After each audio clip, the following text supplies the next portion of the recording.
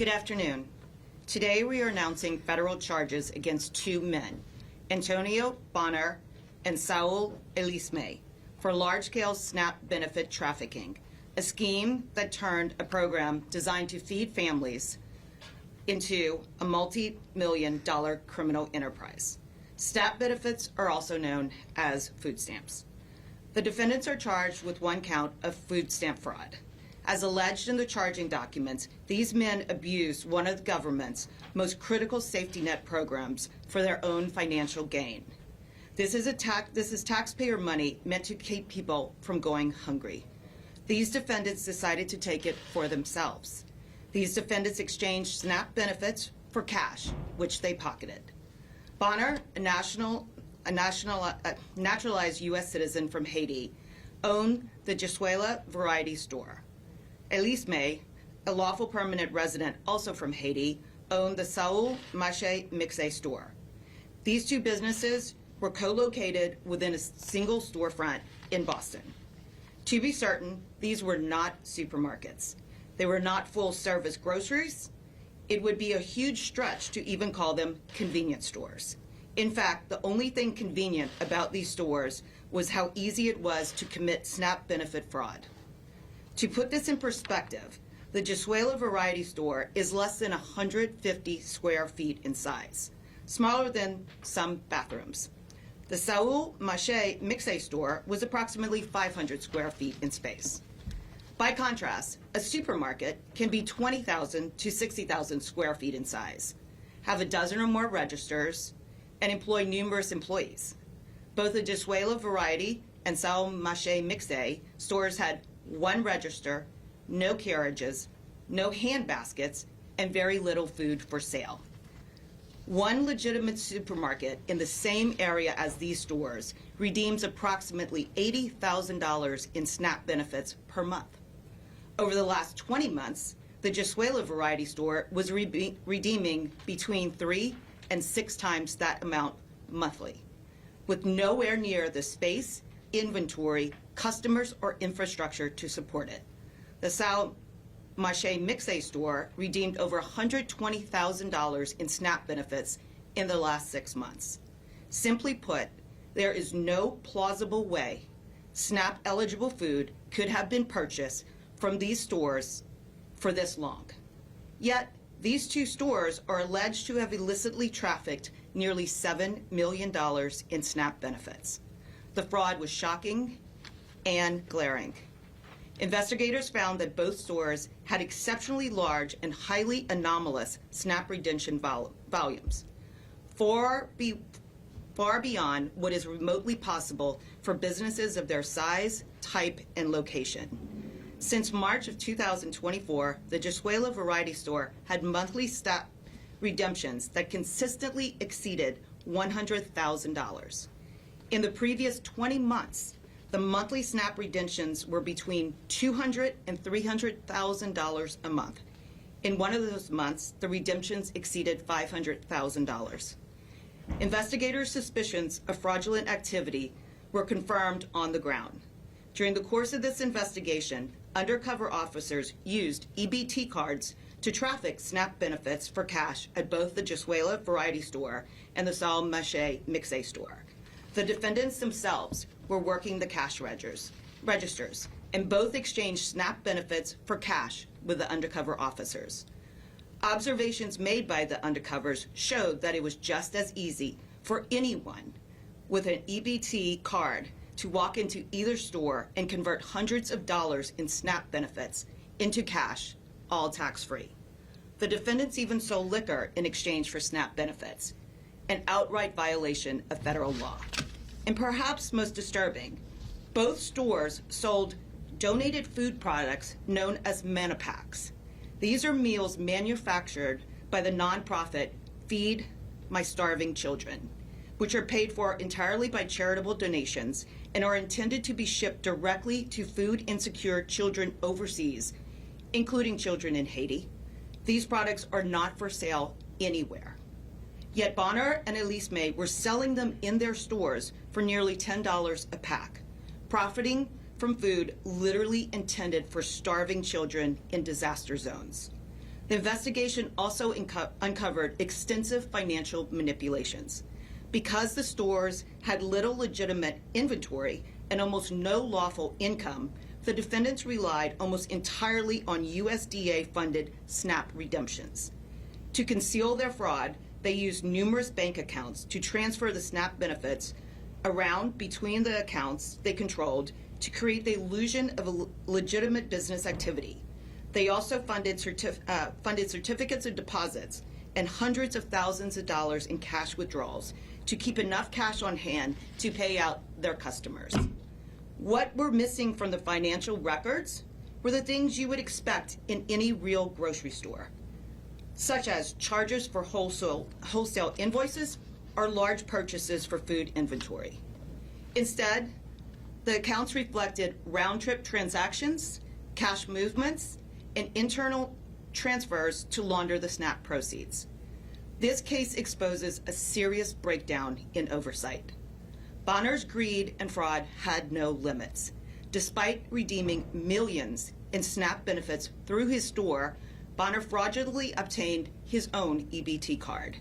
The court documents indicate that between 2022 and the present, he cashed himself out for over $10,000 in SNAP benefits. In 2025, all of those redemptions were through the Jesuela Variety Store. It appears that the Massachusetts Department of Transitional Assistance conducted virtually no diligence when reviewing his application. It failed to compare Bonner's food stamp application against any record showing that he owned a business or that his store was already receiving millions of dollars of SNAP proceeds, or that he had hundreds of thousands of dollars moving through numerous bank accounts, or that he was married and living with his wife.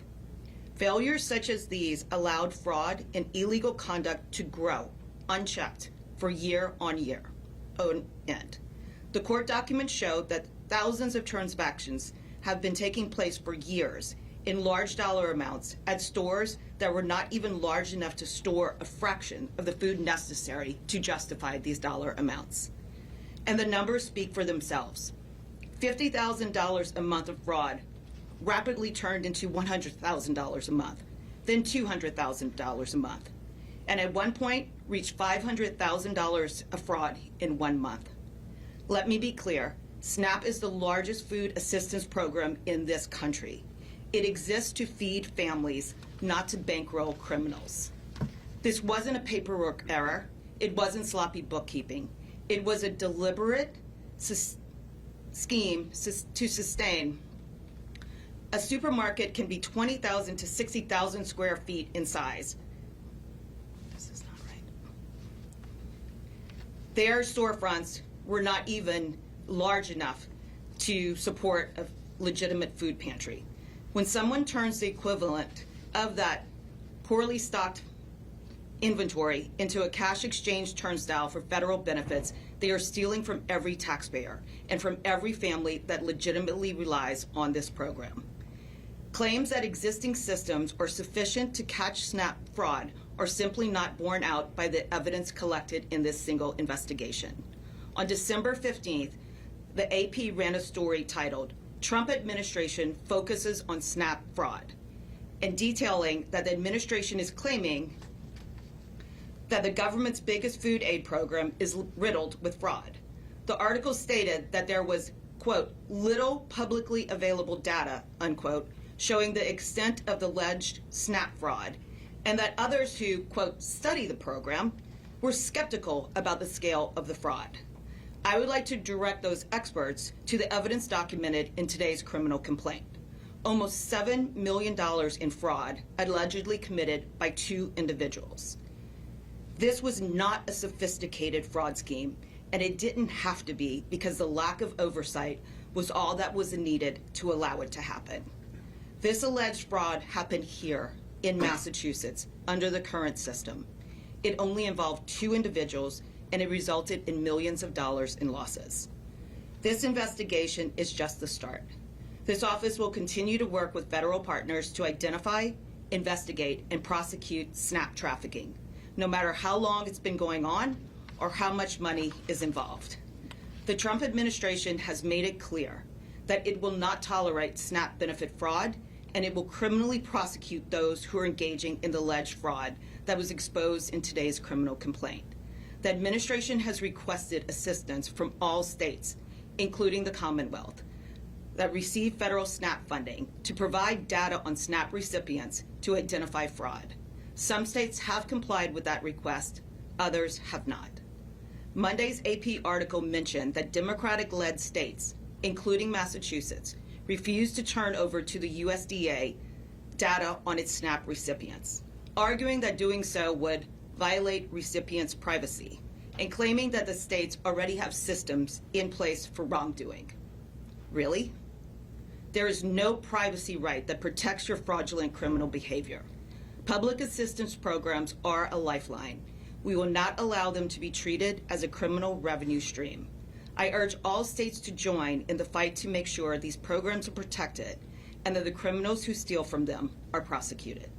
Thank you, and I will now turn it over to Assistant Special Agent in Charge, James Crowley with the FBI.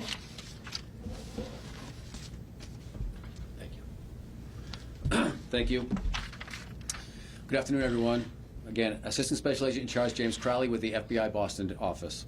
Earlier today, FBI Boston assisted our partners at the USDA, Office of Inspector General, and the Boston Police in arresting 2 convenience store owners in Mattapan, which is in Boston, who are accused of using the stores as a front for a massive food fraud scam. These 2 men came into our country and allegedly defrauded a vital federal assistance program that millions of Americans rely on to feed their families out of millions of dollars. The photos located in today's complaint reveal that their businesses have very little inventory. In fact, they did not have sufficient inventory to support the number and value of the transactions that they were logging each day. In addition, the owner of Jazula Variety Store also fraudulently applied for SNAP benefits for himself back in 2022 and has been collecting these benefits ever since. The Supplemental Nutrition Assistance Program exists to help families put food on the table, not to line the pockets of criminals. When fraud on this scale occurs, it drains limited resources, undermines public confidence in a program that millions rely on every day, and it makes it harder for honest families and small business owners to get the help they need. Every dollar stolen, taken away from a child, a senior, or a working family who is struggling to make ends meet. It is also an affront to the legitimate business owners who play by the rules and serve the communities with integrity. Today's arrest should send a clear message: abusing public assistance programs for personal gain will not be tolerated. Protecting taxpayer dollars, safeguarding vital assistance programs is essential. I also want to thank the U.S. Attorney Leah Foley for her team in this case, as well as our partners with the USDA, Office of Inspector General, and the Boston Police, and also the FBI agents, analysts, and forensic accountants who all worked this investigation. As a result of their hard work, this alleged criminal operation was dismantled, its proceeds seized, and those responsible were brought to justice. Thank you.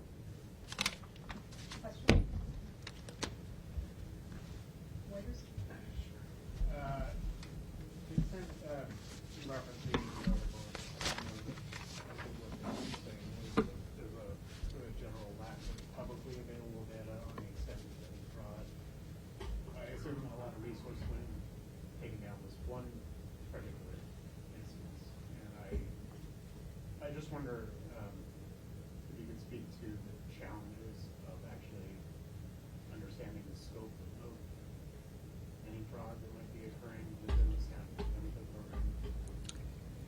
So based on the preliminary data that we have collected, we believe that the fraud is widespread.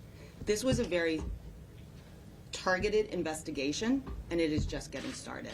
We are planning to continue to investigate other stores and businesses where the anomalous volumes of EBT transactions that are happening on a daily and monthly basis is completely untethered from the realities of what those stores legitimately could ever possibly redeem in a month.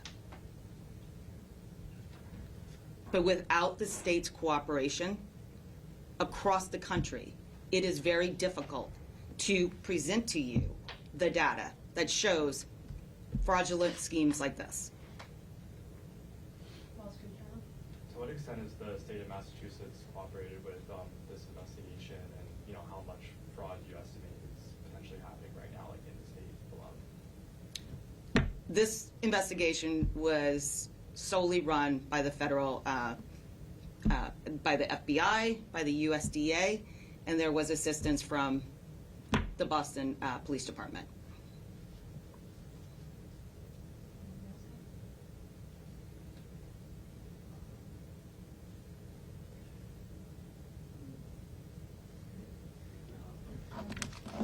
Thank you.